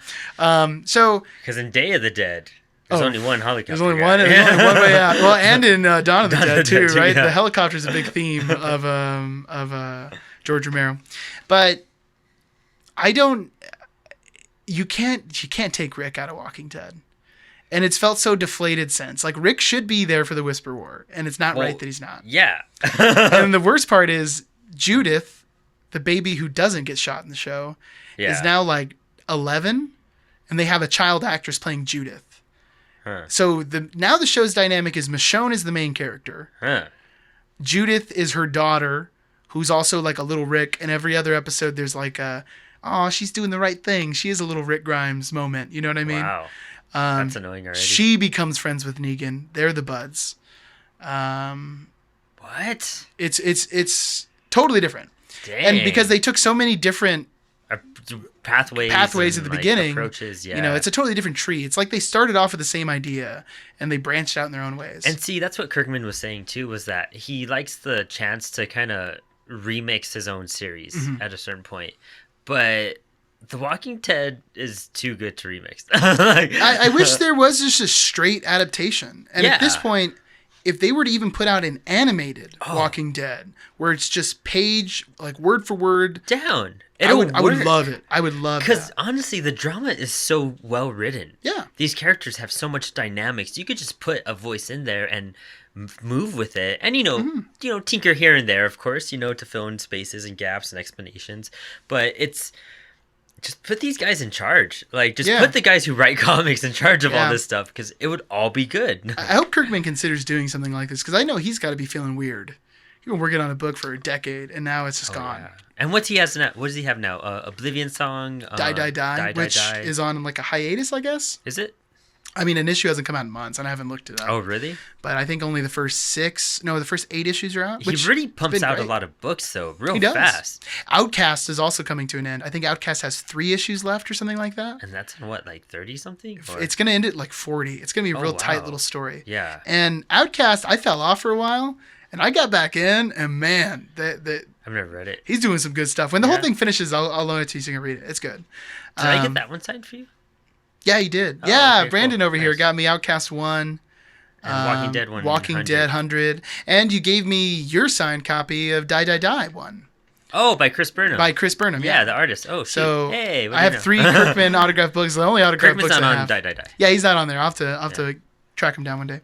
Well, let's finish up this, because we're almost there. Yeah. We finished up the Whisper War. What's next? Certain Doom, 163 to 168. A horde of walkers reaches Alexandria, so Rick and his community must survive. Oh, so while do steering they the horde do to this in sea. the comic where they have the like thousands of walkers just stashed? They do have that in the show. Yeah. Of course, they're all CGI. At that point, you can't have Yeah. 100,000 extras. But that's the stakes that are up right now, and Dang. and the head stakes have been done. So now we're waiting to see what happens. And in the show, just the first episode of this newest season, a satellite from space crashes. Oh, wow. The show starts off with this satellite. You see it like turning, and it comes in, crashes, lands in the woods, and starts a forest fire. And the team needs to put the fire out, because if they don't, it's going to burn their whole community. Oh, wow. But the fire starts across the agreed borderline. So they're like running over there trying to put the fire out, but hoping that Alpha hasn't found out. And we don't know if she's found out or not, but Dang. we got to assume that she has. That's interesting. I haven't watched the second episode yet. But I don't remember this story in the comic book, to be honest. A horde of walkers are coming to Alexandria, so they steer the horde to the sea? Yeah. And the Saviors try to take over. The Saviors that are left over, yeah. The ones that don't agree with... And now that part all makes so much more sense to me, you know, just because I read it all out of order. Yeah. But, Lines we cross, Alexandria's in turmoil. but you know what? I hate Dwight towards the end. Dwight, yeah, in the show, well, the show is another thing. He leaves Walking Dead. What? After the whole Negan thing works out, he goes to find his wife. How is All Out War compared to the comics? It's not bad. I think this is actually the spot where a lot of people stopped watching was All Out War, because it was Right. too long. Oh, wow. You know how in All Out War it gets to a point where it's just like adrenaline fueled until the end of the thing. They You don't get a break, because then they have a battle, and then they're like, all right, we're going to rest for a day or two, Yeah. and then Negan's like, sunset. and then they have a battle, and then they think they're gonna rest, and then Rick's like, "Dawn." Yeah. And then It's they fumble it in the Yeah. show. They take too long. yeah, They have too many breaks where I think it's 2.5 seasons is the whole Negan arc. ooh, And they needed to put it into a season and a half. They needed Or to do a a season of season. build up, and then that half season they come back, just bang through All Out War real quick, yeah. do the whole thing, knock it out, and then hop into the setup for the next thing. Yeah. But hey, Do they have a time gap like that? you too? could have had Yeah. me as showrunner and you didn't. No, they do. They do have the time gap, and Oh, that's okay. when Judith grows up. Because Oh, when you wow. come back, Judith is a little lady now instead of just a toddler. Dang. Well, the next thing is New World Order, and we're pretty much at the end. Rick finds another community, and at the beginning of this, I felt so like groany, like, come on, Walking Dead. Is this just going to be Rick finding bigger and bigger communities? That's exactly where I was even, and I even read it all in order. But like that was my gripe about The Walking Dead is that it's the same wheel, just like let's just stack more stuff on it. You know what I mean? That's Like, true. After a certain point, I think, Yeah. because really the communities we're talking about is Woodbury, the governor. Yeah, Then you have Negan. Negan, And then you have the Whisperer. Commonwealth. Well, the Whisperers are a little bit different, I think, because they don't even have a place. No, but it's still like the they're same just like thing. murderers. It's But like, yeah, it's like here's the new bad guy. How are we going to defeat him? yeah, it goes from the Walkers to Governor to Negan to the Yeah. Whisperers, and then I mean these Commonwealth people are essentially an enemy because of the way they treat everyone. That's true. You know, So to get into this, Commonwealth is a huge society. yeah, Um, with like 20,000 people. yeah, in it. and it looks just like life. It just looks like a city. It sucks. Yeah. Well, and then we find out that they have this thing where they find out what your job was before the apocalypse, and they give you that job now because you're probably the only person in the world trained to do that Yeah, job. yeah. That part makes sense. Yeah. But then they give people different apartments and living styles based on the job they would have had previously. Yeah. So they take all of the terrible like social hierarchy from the old world that they could have just killed off And and just- instead just restate it again. Yeah, and that's what I mean. Michonne said it the best. She was like, "I couldn't imagine surviving all this just to become a server." And then she's like, "Oh, what did I just say?" You know what I mean? Like, Oh, and yeah. it's like, well, yeah, like you just fought for your life, and you're gonna go back to serving? Like, come on, no, It doesn't make sense. It also, like, I don't get why so many people are complacent with that. Walking Dead has this thing where every time a new group shows up, it seems like they've somehow managed to not see anything terrible the whole time. Yeah, And it's like, it's not till Rick's like, it's "Hey, like, how is it just Rick who's been through the worst experience ever? oh yeah, Didn't you exactly. all, where were you all at when this thing started? You didn't And have to fight your way out? So many years have gone by. Oh, yeah. You know, I could understand maybe if this was the Negan era. Honestly, that's the latest I could see some of this going on. But even during the Whispers and all that, like, I mean, some of these people need to like advance and move and do stuff. They're so still and stuck and scared, you know. Which I mean, of course, there's zombies everywhere. But it to me it didn't. It was good. It was good, but it was also a little whiny. Yeah, and it right when it felt like it was dragging on a little bit too long, it ended. Yeah. And then it was like, whoa. And I was like, sweet. Because Which is it's such a well placed ending because Yeah. they didn't burn you out too much. no, I don't They think didn't so. they didn't hit that point where like, man, I don't even want to read this comic anymore. Exactly. They were kind of getting at the point where I was like, all right, guys, we're gonna need a refresher, and what a refresher, Yeah. you know, like So the leader of the Commonwealth is Governor Milton, who's kind of just like all the other baddies, yeah, has way too much ego. yeah. She's got this spoiled brat son, Oh my gosh, like the worst, Sebastian. yeah, And basically tensions are rising. They think there's going to be some kind of riot, which is crazy. It's a whole civil unrest thing. It's Yeah. like very American politics right Yeah, now. it's very It seems like political. everything is on the brink of just exploding. Mm-hmm. And then in the middle of the night, Sebastian kills Rick.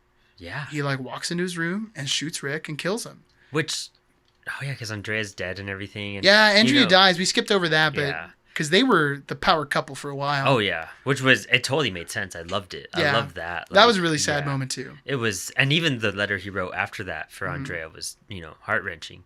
But you know, seeing, I wasn't sure who was gonna do it, but I knew Rick was gonna die because you know, obviously, I read comic book spoilers and all that. Mm-hmm. But seeing that death, I was like, at first, I didn't think I was gonna be satisfied.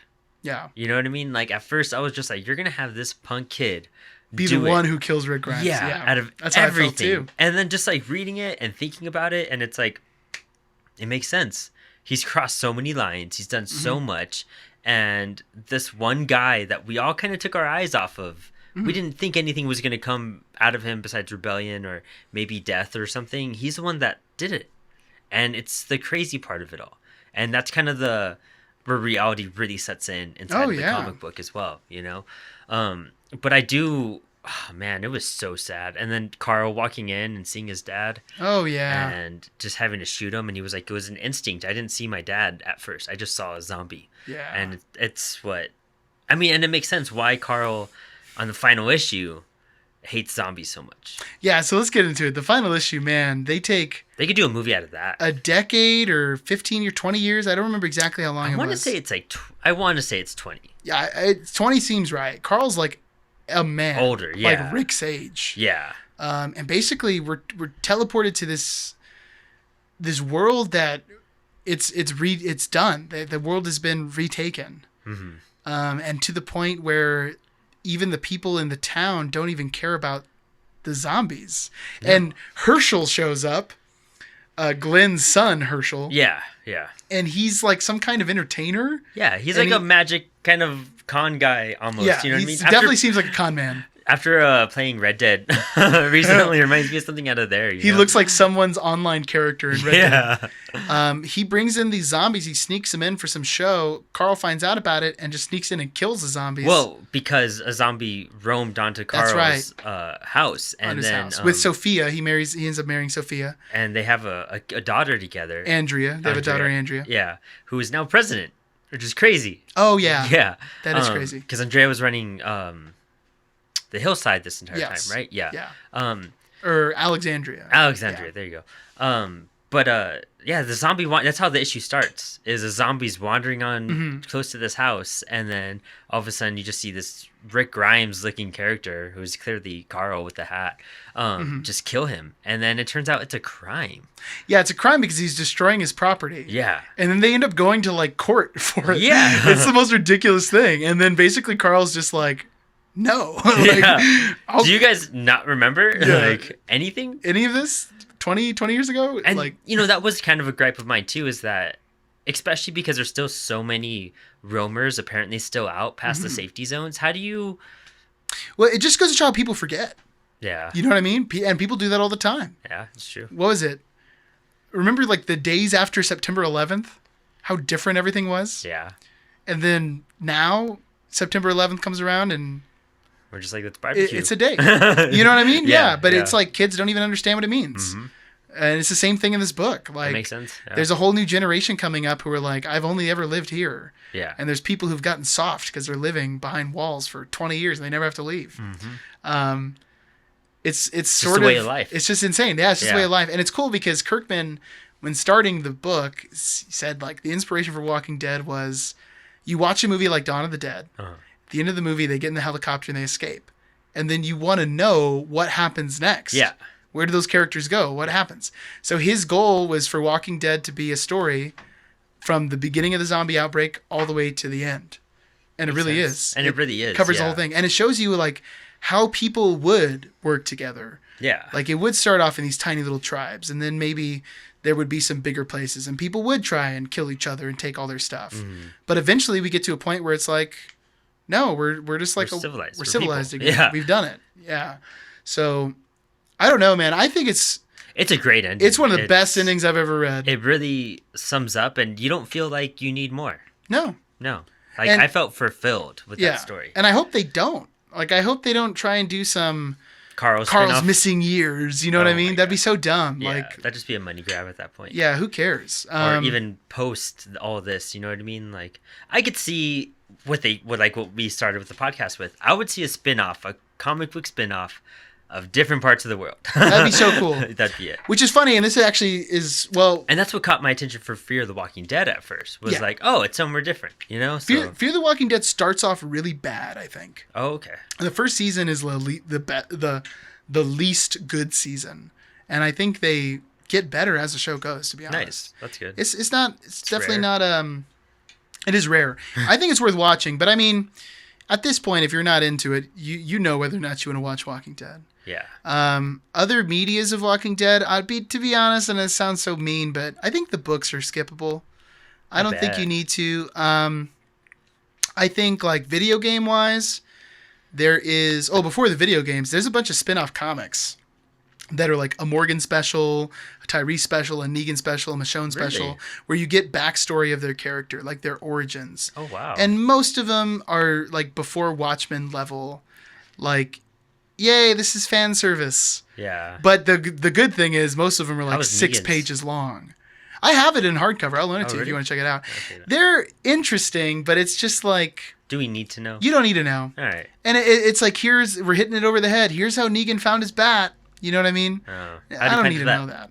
Huh? How do you find it? I think it's like in a hardware store or something, or it's in like in some truck. These are things that I read once and put away and never read again. Yeah. You're just like, And okay. it's like, no, I'm good. All right, cool. But the thing from Walking Dead that is worth is the Telltale Walking Dead game with I had it free from Clementine. on Xbox or PlayStation. Mm-hmm. They were giving it away 1 month, and I have it.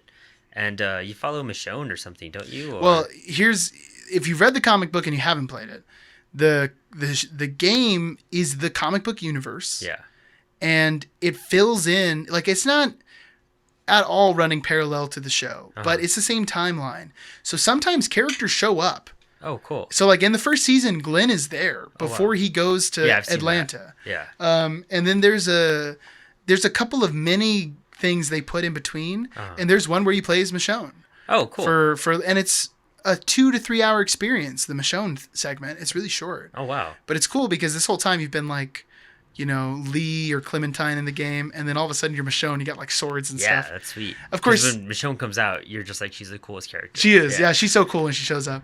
There's no combat in that game, really. It's a point and click game. So Oh, yeah. you gotta All know those that. Telltale ones, yeah. Then there's 2 other Walking Dead games. There's Survival Instinct, which is based on the show. Mm-hmm. It's a Daryl Dixon game, critically panned. I played it and beat the whole thing. You know what I mean? It's great. It's not great. It's basically, and it's Oregon Trail. Do you ever play Oregon Trail? Yeah. It's Oregon Trail, but when you stop off somewhere, it's like a little free roam level. That's cool. And you have to find gas and supplies and kill zombies. But it's just real rough around the edges. I don't think it's as bad as everyone says. People say it's an unplayable mess. What year did It it come definitely out? isn't. 2014, 15 or something. Okay. And then they had another one, which I sometimes wear the shirt on the video segments. It's Walking Dead by Overkill Games. Oh, yeah. They released it on PC. It was supposed to be this 4-player co-op zombie Yeah. game. It was so bad and unfinished on PC that they canceled the PS4 release. Oh, my gosh. So that game is just I remember hearing never about coming that out. one, and I thought it was going to be cool when I first Yeah. saw the trailers for it, too. And it was around the same time they announced the World War Z video game. Oh, yeah. So they had 2 games coming out that were basically the same thing, 2 licensed properties, and they had to cancel it because it was just not ready, which is real sad. So, oh, man. You know, wrapping up some of this Walking Dead Yeah. talk, it's crazy how this indie comic has blown up more than any other indie comic. I would almost argue it's more important than almost any other single comic book franchise in the last like decade. Like, yes, you have, Yeah. you know, Avengers or whatever. Yeah, but that's all you don't from have a the- solo movie that has had the impact of The Walking Dead, No. which straight up, it like revived zombies. 'Cause Oh, yeah. Just like the character, zombies never really die. It's like every couple of years they go away and they come back. Yeah. And Walking Dead kicked that whole thing in, and people were obsessed, like TV show wise. It was really good timing, I think, when it came out, too. I think they hit it right on the nail, like, Yeah. with stuff like that. And right before this whole drama-filled TV stuff took over. Because Yeah. now that's every show. Yeah, that's every superhero Yeah. or cartoon-based, a comic book-based show. It's Yeah. just filled with drama. Mhm. But maybe it's because of The Walking Dead. You know what I mean? Maybe. Like, that's what they wanted to capture audiences with. Something that's, what was I going to say? I totally forgot. Never mind. Totally. Okay, well, we'll just bring it up if you remember again. Well, I don't know, man. Is there anything else? Well, I know you want to talk a little bit about zombies in general, because you're going to be writing an article soon, right? Yes, I write for a website called The Daily Fandom. Okay. And so I'm writing an article about zombies and whatnot. What do you think makes a good zombie story? Is it the post-apocalyptic post-apocalyptic feel, vibe, that future universe, seeing everything we see now but destroyed and having the ability to rebuild it? Or is it like zombies that really do make a zombie movie, or zombie anything, or is it the people and the people's reactions and how they socialize with each other? It's two parts, I think. The first part is, it's not ever, like the good ones anyways, it's not about the zombie. It's about the characters in the situation. Yeah. Which is literally like the mantra of Walking Dead. Like, we are the Walking Dead. Yeah. But Romero did that years before. Yeah. And his are really social commentaries. And that was done in like the 60s. Yeah. Romero was releasing one every decade. Yeah. 60s, Night of the Living Dead, 70s, Dawn of the Dead, 80s, Day of the Dead. And he has it right. And the best zombie movies focus on the characters and what they're going through and how people act in this kind of circumstance. But the second part you need, and what separates the good from the great, I think, yes, the zombie shouldn't be the plot focus, but they have to be gross and they have to be scary. Yeah. So you watch a movie with bad zombies, like for instance, Dawn of the Dead. I love that movie. But the zombies are the blue face paint. Yeah, which actually, so that thing is gray. The paint is gray, but the way they gosh. filmed it with the lighting, it came out blue on all the my film gosh. prints. So it looks silly now. Yeah. And it's like you don't feel as terrified. But then you watch like Day of the Dead, and that movie's disgusting. And they're So like good. ripping people apart. Yeah. And it's like terrifying. That's what I love. We watched Return of the Living Dead not too long ago for the channel, and those zombies are scary Those- because there's no way to kill them. Yeah. Like, And that's another thing, is that like zombies have so many attributes to them, is that 28 days later, it only takes like saliva or their blood to get on you. yeah, and they're not technically dead, so you don't even have to shoot them in the head. Oh, wow. They're rage-infected people. Yeah. So it's not even... Would you consider that a zombie then? It's a zombie movie, but they're not zombies. Like, because you got to think about the subgenre of zombies. There Or are is that voodoo just zombies. America today. There's undead zombies. Yeah, I guess so, right? But the elements of the story are like a zombie film. So you got to count that. I'm trying to think of other ones that are weird. Like Resident Evil, a lot of times they're not reanimated corpses. They're people exposed to a virus. Yeah. Although that changes depending on what game or movie you're watching. Yeah. Those are movies that I don't watch. No. I saw the first maybe two. I saw the first two also, Yeah. and I was like, nope. The one with the big guy. What's his name? Is it Nemesis? Is he show up? Nemesis, yeah. Yeah, I'm pretty sure this is the second one. Those movies are bad, and Yeah. also totally miss the point. Yes. And another thing, George Romero wrote the script for the first Resident Evil movie. Really? They were going to have him do it, but they didn't like the direction he was going with it, so they canned it and they gave it to someone else. And I would have loved to see that. Romero's script is online, and you can read it. What? Like what his script to Resident Evil is going to be, and it was going to be like in the mansion, and it was going to be closer to what the game was like. Nice. And man, that movie would have been awesome, but the fanboys of the Resident Evil movies, I mean, I don't want to talk trash about people, but I will. Like, you're almost a zombie. You know what I mean? The people who are still lining up to watch well, I guess they're done now, right? Finally? No, they're rebooting it again. Are they really? Yeah. The people who are like, man, I can't wait to see Resident Evil 7. It's like, dude, How many are out there? I think it's 7 or 6 or That 7. is insane. Then they have animated movies too, but those are closer to the games at least. Okay. I don't know. But anyway, let me think if there's any, the ones that maybe you haven't seen yet that I think might be worth checking out. There's a movie called Juan of the Dead, which was a Cuban movie that was an independent film. Yeah. And it's like Shaun of the Dead. It's these two buddies. The whole thing's in Spanish, obviously. Oh, nice, yeah. It's these two buddies who are in a zombie apocalypse, and it's a comedy. And it's really, really funny. And they make a bunch of references to other zombie movies. It was a super successful indie film. I've heard of it for sure. There's yeah. also One Cut of the Dead, which is a Japanese indie movie and the most successful Japanese movie. It's about these... I can't even spoil it. But One Cut of the Dead is like a movie where halfway through it turns the whole thing up on its head. And suddenly you think the movie's over. You think you've watched this like 30-minute movie. And then you're like, wait, what? Like, what's going on? They totally blow your mind with what they do in that movie. You should watch Dead Alive, which is the Peter Jackson zombie movie. Oh, wow. Totally off the wall. It's zany. It's like Sam Raimi Evil Dead style. Ah, nice. Which you kind of don't expect from Peter Jackson Yeah, on like exactly. King Kong and Lord of the Rings. Yeah. But one of his starting films was a really weird zombie movie. Oh, wow. which is cool. Then also, I mean, just one last one, two more actually. Dead Set. It's a BBC miniseries, and it came out in like the early 2000s. Basically, they're filming the show Big Brother, and the zombie outbreak starts during Big Brother. So all these people are inside this house, you know, arguing about, you know, whatever they argue about in Big Brother. Yeah. And on the outside, the zombie apocalypse is getting out of hand. Oh my god. And eventually, I mean, spoiler alert, but a zombie does get in the house, and then these people have to just leave, and they go outside and they're like, "What is going on?" You know what I mean? It's really cool, and it's treated very seriously and very dark. That's cool. So it's like a visceral little story, and it's only like 10 episodes. Okay. It's fantastic. And then last recommendation, Zombie, or sometimes referred to as Zombie 2. When we watched Return of the Living Dead, I was telling you guys about how it's like a faux Night of the Living Dead sequel. They like talk about Night of the Living Dead in the movie. Yeah. And say, this is the zombie, even though the zombie is nothing like those. Yeah. Well, Zombie is the sequel to Dawn of the Dead. It's an Italian-made movie. Wow. People watched Dawn of the Dead. They liked it, so they decided to make a spiritual successor. And it was called Zombie 2 because in Italy, Dawn of the Dead was released as Zombie was the name of the movie. Oh, wow. So wow. in Italy, you were in the theater, you saw this poster for Zombie 2, and you were like, oh, it's a sequel. It has nothing to do with George Romero's movie.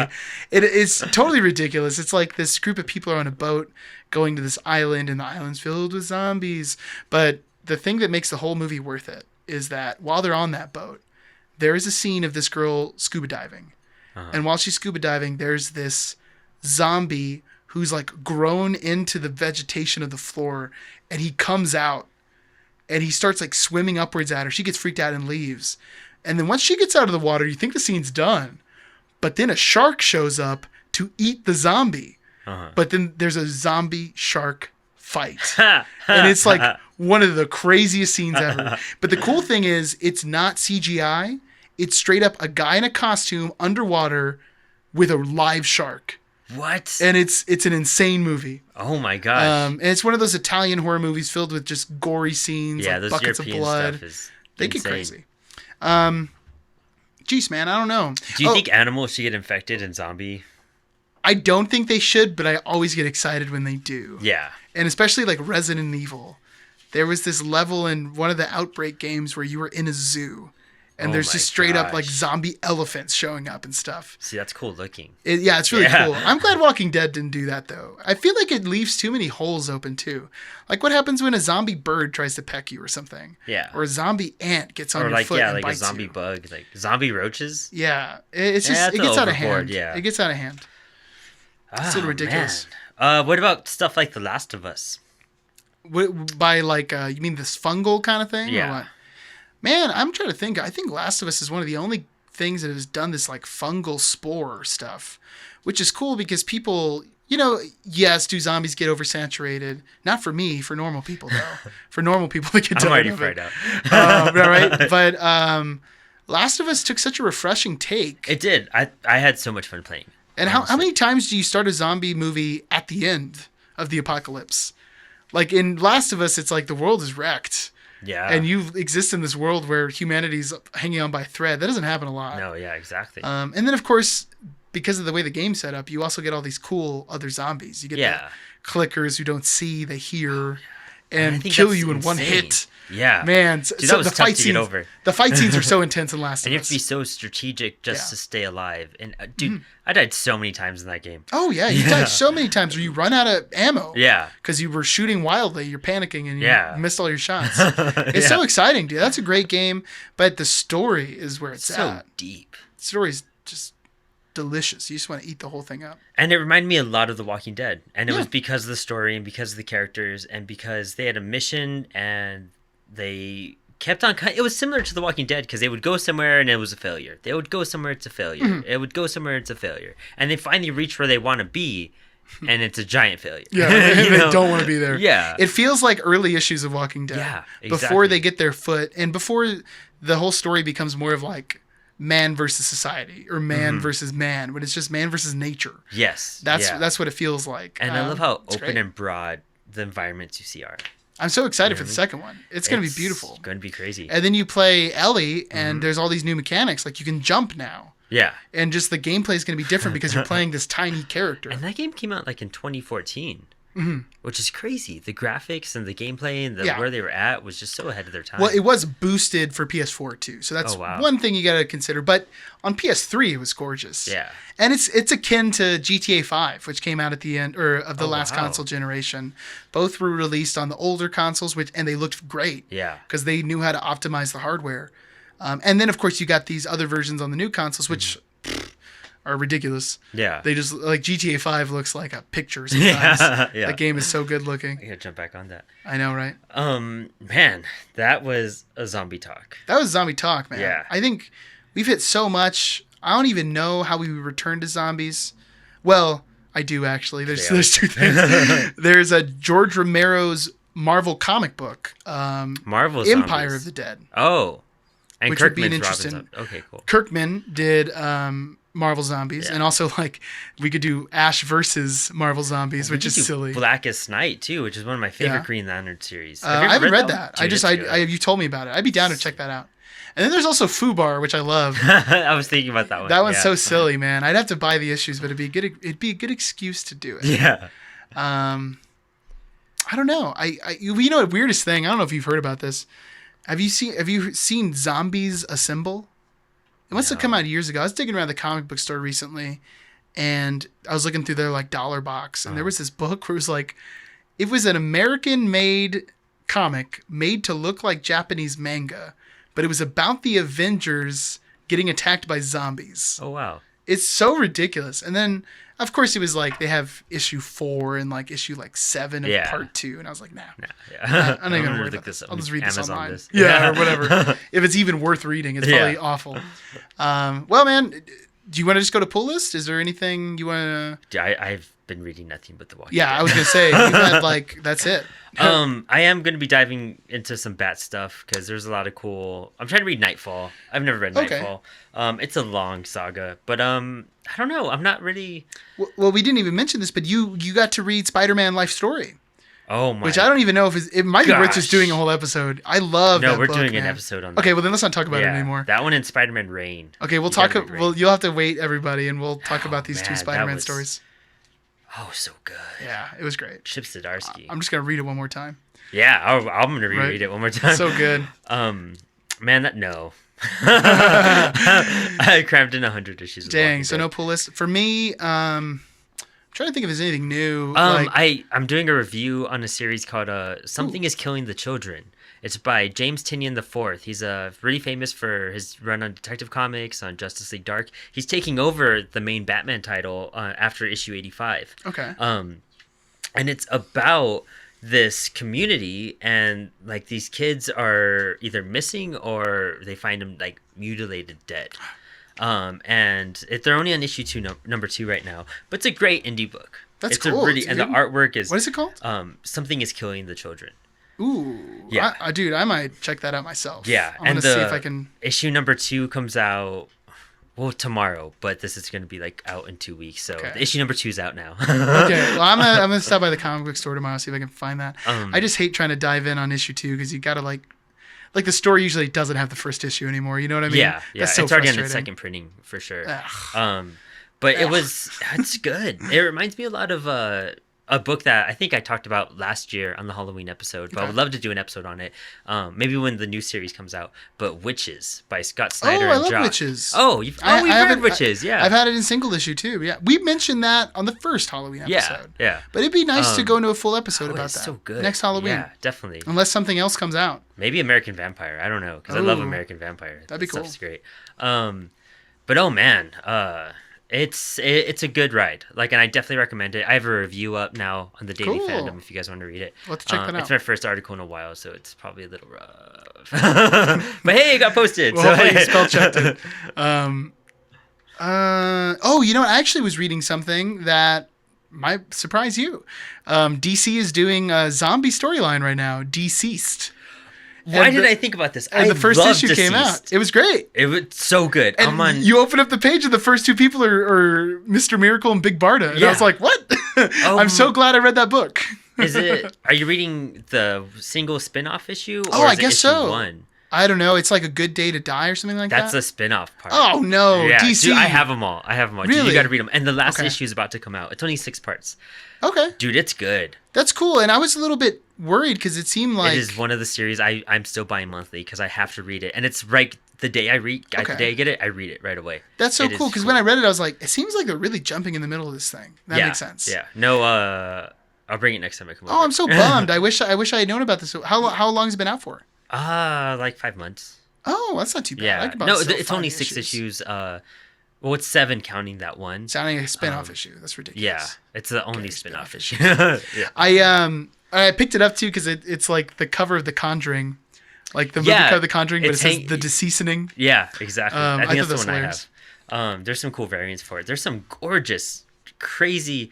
Man, I didn't even think about this at all. I've been so tied up with The Walking Dead. That's so funny. But they're having all these zombie DC covers come out, Okay. and I got the Green Lantern one, and it is just too cool. But isn't it funny how this is just like what Marvel did like 6 years ago? yes, It's and like legitimately the same thing. it's literally like I always bash on Marvel for copying DC Yeah, yeah, and everything, but I'm like, what guys, have you done guys on the did it. show? But Marvel 2 months after, or maybe it was right after this issue 1 of Deceased came out because it was such a big success. Yeah. It like blew up the first month. Okay. Shortly after, maybe around issue 2 came out, Marvel announced that they're going back to Marvel Zombies. Oh my gosh. So Is it Kirkman again? No, Because there's no. so many parts of Marvel Zombies. yeah, there's a bunch. And I haven't read any of them. I just Neither. read Ash versus Marvel Zombies, which is a fun little self-contained story. sounds It's cool. 6 issues of Ash chainsawing through everyone in the Marvel universe. Oh, it sounds like Deadpool kills the Marvel Universe or Yeah, Punisher. or any of those or- multitudes of the same thing. Ghost Rider kills the Yeah. or Cosmic Ghost Rider kills the Marvel Universe. All ridiculous. That stuff. Definitely worth reading. It deals with Darkseid. It's good. It makes sense. It Yeah, really no, I does remember make that sense. part, yeah. Like, No, it and does it's by make sense that Tom Darkseid would Taylor. do that. Tom Taylor did all of the Injustice stuff. Oh, So- and those are supposed to be really good, right? Yeah. I haven't read them, but And I he's heard they were taking great. over Suicide Squad. And Tom Taylor's really good at just killing your favorite people. Oh, really? Yeah, and he's doing A jerk. something with Spider-Man or something with Marvel, and he's like, yeah, So people Aunt are May's gonna gonna die. die? Yeah, someone's gonna die. Yeah. All of them are going to die. Mary Jane. Aunt May. The people who have died and deceased so far, you're just like, would want to see that die, but you Yeah. don't think they would ever do that. Oh, and they did whoa. it. And it's Oh, like, cool. yes. I'm so excited then. Okay, Yeah. I really got to catch up on this. I don't think I'm reading anything else. I've been kind of stopped up on reading. Movie wise, this is the spooky season. I've literally watched a horror movie every night of October. Every time we've watched something, it's been something horror. But Yeah. it's zombie filled. Like we're just going Yeah, on a you've been zombie- doing a lot of Yeah. zombies. I'm having a zombie-rific October. I've watched some stinkers already this year. I watched Scout's Guide to the Zombie Apocalypse. Stay away from that movie. It is so bad. I watched Dead Rising Watchtower, which is like a spin-off of the video game. It's a movie spin-off. Really? And it was way more competent than it had any reason being. It was like an enjoyable movie. It's not a great movie by any means, but if you like Dead Rising, that movie is so worth checking out because it's really funny if you like the game. And I was a Yeah. huge fan of that game. It was a cool game. I remember. Yeah, that game's great. I saw Under the Skin with Scarlett Johansson. She's very naked throughout most of the movie. There you go. It's What really else- weird. What else you got to say? The movie is slow and painful, but man, does it have great atmosphere. And at the end of it, you're like, yeah, man. Michelle hated it. She thought it was like really dumb. And not even the nudity part. Like just, it's so sparse in detail. You have to assume so much. Oh wow. And she was cooking at the time too, so I'm sure that doesn't help. Oh, Like, yeah. Whenever you're cooking something and watching, it's not the best way to watch it. And then one last one, I just watched The Conjuring. Speaking of The Conjuring, Oh, nice. I saw for the first time like seen it. last night. Good. Delightful little horror movie, like Really? good little exorcism's tale. I was really impressed. It's I've missed all of those movies, Conjuring, Annabelle, all that stuff, because I really didn't like Insidious. I thought Insidious was awful, I remember seeing it. but it was I don't cool. remember anything about It was cool to see a James Wan movie again. I love Saw, and I'm shameless about it. I'll watch Saw any day of the week. He's doing a lot of comic book stuff right now too. That's interesting. After Aquaman, he just was like, I'm gonna do like 3 other comic book projects. He should. Yeah. He's a good guy. He knows how to make an entertaining movie. Yeah. He makes a good popcorn popper. I enjoyed Aquaman. It's the I- first Aquaman thing I've enjoyed. I'm never. Maybe one day. Maybe on a plane if it's the only movie. Yeah. The only movie that's playing. It's worth just tossing on. Hmm. It's worth a watch. That's maybe. I just hate Aquaman so much. I do too. I love that the deep is just perfect. Yeah. It's just so nails it so perfect. Well, man, I think this is a nice chunky Oh yeah. zombie episode for Frank is. to listen to and spoil all of Walking Dead for Yeah. him. And thank you for everyone who listened to the end of this episode. Yeah, we appreciate it. Yeah. You let us know what your favorite zombie story is. Game, movie, book, Yes. anything. I want to know what you guys think. I We're need trying to to know learn more about zombies. So what else we're I need to always- fill out. I feel like I've reached the end of the road, so let me know. Oof. And I'm not a big horror person, but this has been great. Oh yeah, you've been just knee deep in it. Yeah. 100%. Yeah. Well, that's it. Have a happy Halloween, everyone. Enjoy it, and we'll see you for Thanksgiving. Thanksgiving right around the corner. Nice.